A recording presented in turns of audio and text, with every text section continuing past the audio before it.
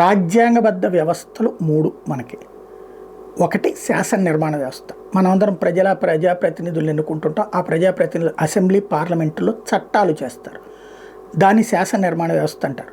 అలా చేసినటువంటి చట్టాలని ఆచరణలో పెట్టేవాళ్ళని కార్యనిర్వాహక శాఖ అంటారు. అంటే ఐఏఎస్లు, ఐపీఎస్లు, ఆర్డీఓలు, ఏపీపీఎస్సీనా లేకపోతే టీఎస్పీఎస్సీనా ఇట్లాంటి వాటి ద్వారా రిక్రూట్ అయినటువంటి వాళ్ళు వీళ్ళందరూ కూడా కార్యనిర్వాహక వ్యవస్థ. ఈ శాసనసభ చేసినటువంటి చట్టాలను అమల్లో పెట్టేవాళ్ళు. ఇది రాజ్యాంగబద్ధంగా లేకపోతే నిర్ణయం తీసుకోవాల్సిన వ్యవస్థ న్యాయ వ్యవస్థ. రాజ్యాంగబద్ధంగా లేకపోతే అది ఆపచ్చు, లేదా రాజ్యాంగానికి లోబడి లేకపోతే దాన్ని ఎబేయన్స్లో పెట్టచ్చు, లేదా రాజ్యాంగంలో ఆ అంశం లేకపోతే కొత్తగా వీళ్ళు మెన్షన్ చేయొచ్చు తీర్పుల ద్వారా. అయితే ఇక్కడ క్రమంగా వ్యవస్థలో ఒక లోపం జరుగుతూ వస్తుంది. ఒక వ్యవస్థ తన ఆధిపత్యాన్ని విస్తరించుకోవడానికి తనకున్న అధికారాలను వాడుతోంది. అందులో న్యాయ వ్యవస్థ ఏం చేస్తుంది? ప్రజల చేత ఎన్నికైనటువంటి శాసన వ్యవస్థలు చేసే శాసనాలు కాకుండా తనే శాసనాలు చేసేస్తుంది. అందులో భాగంగా కొలీజియం అనే వ్యవస్థ తనకి తాను సృష్టించుకుంది.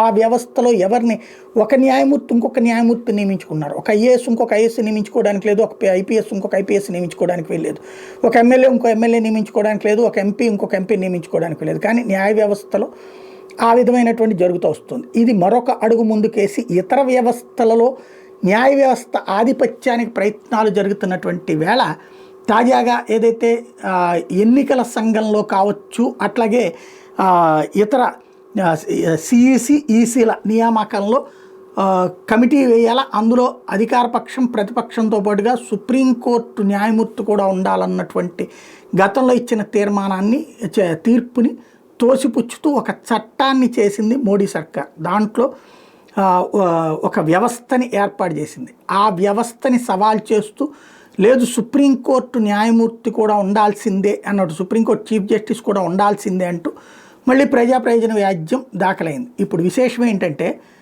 సుప్రీంకోర్టు జడ్జిని ఉంచాలా లేదా అన్నటువంటి సుప్రీంకోర్టే నిర్ణయం చేసుకుంటుంది. ఇలాంటి జోక్యం అనేటటువంటిది ఇప్పుడు కీలకమైనటువంటి అంశం. ఈ నెల 12వ తారీఖున ఈ వ్యవహారంలో తేలబోతోంది. సుప్రీంకోర్టు అయితే అధికారాలని కావాలని అనుకుంటుందా చూడాల్సి ఉంది.